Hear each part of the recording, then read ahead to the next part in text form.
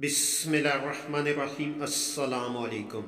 امام جعفر صادق علیہ السلام نے ارشاد فرمایا، خاک قبر امام حسین علیہ السلام پر سجدہ زمین کے ساتوں طبقوں کو روشن کر دیتا ہے۔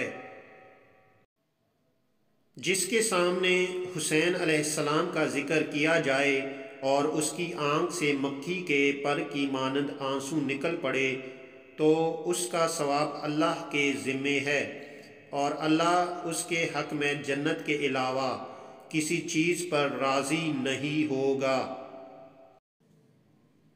مسلمان انسان کے لیے ضروری ہے کہ جب رات کو سوئے تو اپنی وصیت لکھ کر اپنے سر کے نیچے رکھ لے۔